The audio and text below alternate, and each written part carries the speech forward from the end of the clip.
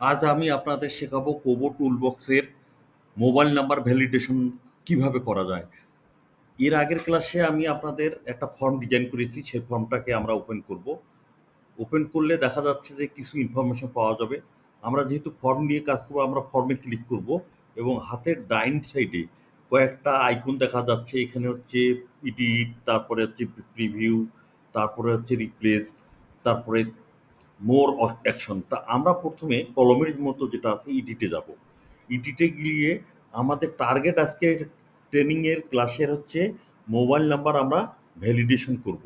হ্যাঁ, আমরা যেমন হচ্ছে মোবাইল নাম্বার 11 ডিজিটের হয়, এই 11 ডিজিটটাকে কিভাবে ভ্যালিডেশন করা যায়, মানে 10 ডিজিট বা 12 ডিজিট কেউ যদি টাইপ করতে চায় সেটা নেবে না। সেটাই আমরা ফার্স্টে আমরা ডাইন সাইডে যে সেটিং, উপরে যে সাইকেলের স্প্যান্ডেলের মতো যেটা আছে সেখানে আমরা ক্লিক করব। ক্লিক করলে আমাদের এখানে ভ্যালিডেশন কন্ডিশন আসবে। ভ্যালিডেশনের ভিতর আমরা এইগুলোকে ডিলিট করে দিয়ে আমরা মাল্টিপুল এন্টার ইওর অ্যাকশন আমরা এইখানে লিখব। ভ্যালিডেশন কোডটা এটা হচ্ছে mobile number validation code.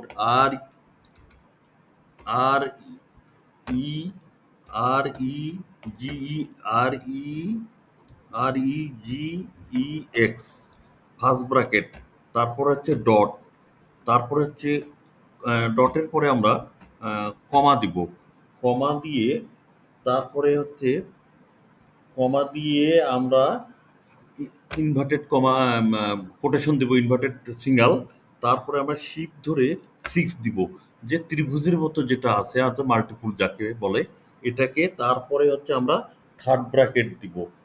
Third bracket দিয়ে 0 - 0 to 9, 0 to 9 আমরা টাইপ করব।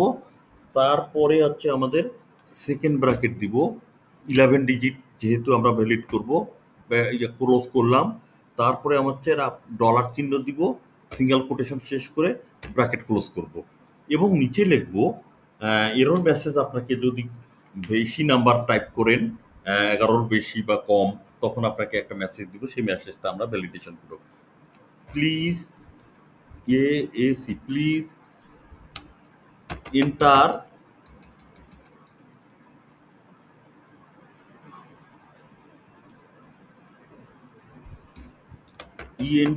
enter the mobile number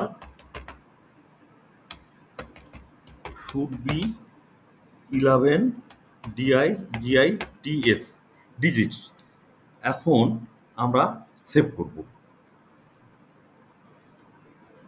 save করে আমরা দেখি ভ্যালিডেশনটা আমাদের কতটুকু কাজ হয়েছে। আবারও এখানে সেটিংয়ে যাই। এখানে আরেকটা কাজ বাকি আছে আমাদের। আমাদের এখানে অ্যাপিয়ারেন্সে এখানে নাম্বার সিলেক্ট করতে হবে। নাম্বার, এই যে আমাদের এখানে নাম্বারস, এটা করে তারপর আমরা সেভ করব।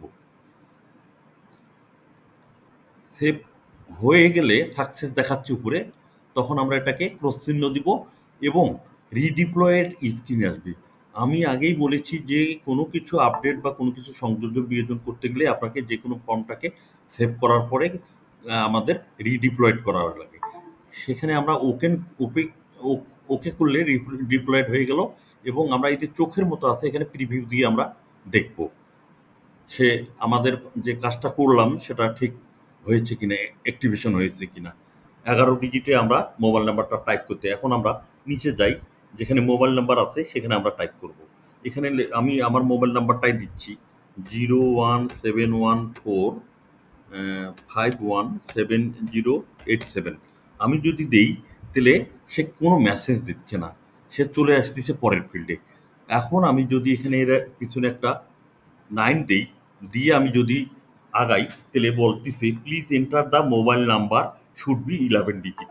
আজকের আমাদের ক্লাসটা ছিল এইটাই, যে আপনি দেখেন আবার আমি 9টা যদি ডিলিট করে দিয়ে আমি যাই তখন সে নিচ্ছে।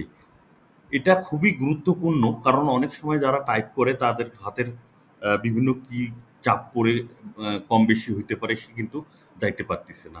তা আপনাদের এইটাই আজকের ক্লাস ছিল। ধন্যবাদ। ভালো লাগলে সাবস্ক্রাইব, শেয়ার এবং লাইক করার অনুরোধ রইল।